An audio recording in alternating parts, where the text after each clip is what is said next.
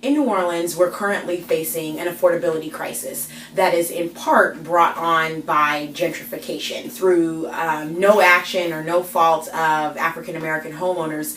The government and lending institutions have assigned lower values to African American homes and African American communities.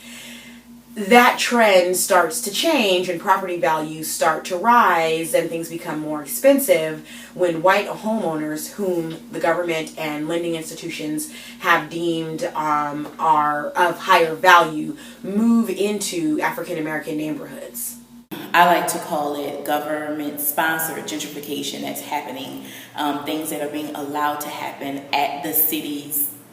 They're urging it to happen. So we could have done a better job as a city to offset gentrification before it happened. So for example, if city investments, primarily funded through federal funds, federal disaster funds, had been coupled with strategies to ensure that families who had lived here for generations could keep the home they have or still be able to afford the rent in that neighborhood, then our neighborhoods would look much different. After the storm, I think that it was unfortunately an opportunity for many people with power in our community, power through local government or power because they had more resources, to make New Orleans look like they wanted it to look. A lot of investors are coming to the city, they're purchasing the blighted properties and removing the what inventory we had for affordable housing, they're removing that. And so this of course raises the issue of whether we're displacing people, natives of New Orleans, who want to stay in their neighborhoods, who love their neighborhoods, but who can no longer afford their neighborhoods. At the Greater New Orleans Fair Housing Action Center, we have worked with a number of families who have returned home after Hurricane Katrina, and I have to say it's been tough. We see a lot of people who come to our office who are experiencing the stresses, the incredible stresses of not knowing where they're going to live, not finding safe and affordable housing, but on top of that, it's bringing back the emotions and the experience of being displaced during Hurricane Katrina.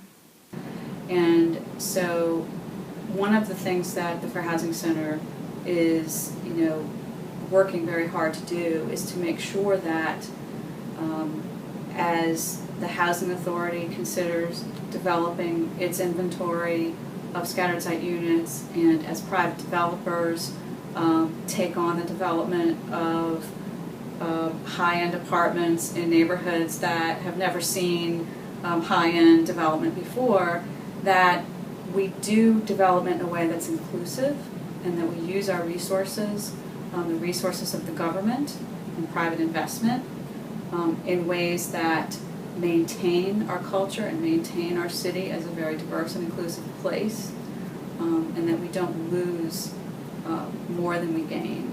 It's being intentional and not being afraid to put resources where they need to be allocated to help these neighborhoods stay affordable. There's no silver bullet, so there's not going to be one single policy that solves all of our problems, but we're going to have to use all of the tools in the toolbox. We'll have to maximize our zoning code, our zoning policy, to help ensure that developers have incentives to build affordable units into otherwise market rate developments and in high opportunity neighborhoods. We think about better use of the Housing Trust Fund and the ways that this property tax funded asset could be really leveraged to help solve our affordability crisis. We think about our better use of our publicly held land assets.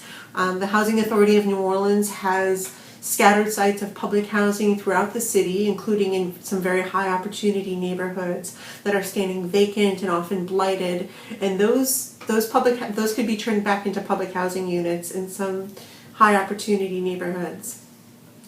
And then finally ensuring that city investments promote equity rather than displacement. New Orleans has a reputation as a cultural mecca here in the United States. It's a place that has birthed many of our beloved traditions and artistic forms of expression. Jazz, various forms of music come from New Orleans. New Orleans is one of the most unique African cities in the world, definitely in the United States. And New Orleans has something different that you have here, from food, music, and culture, and different musical families that you just don't have. So we have somewhat of a cultural edge, as if you were living in New Orleans, or if you live another part of the United States that didn't have all these great eateries, places that musicians could come and make a living in tourism. So this is truly a special place. And if New Orleans wants to remain a place for which people come to seek out that culture, then we need to make sure that we keep the city affordable for culture bearers, for musicians, for artists, as well as for people who support our service-based economy. When folks are being priced out, then it's only leaving room for high-income neighborhoods, and that's not New Orleans. If we value the families that have lived here for generations and we want to keep them, then we have to solve this crisis. And one of the problems with revitalization is it's not about the people, it's about the neighborhood. And so fair housing is about ensuring that both desegregation and housing mobility are part of the strategy, as well as revitalization. But revitalization has to be about the people and not the neighborhood. And not just the neighborhood.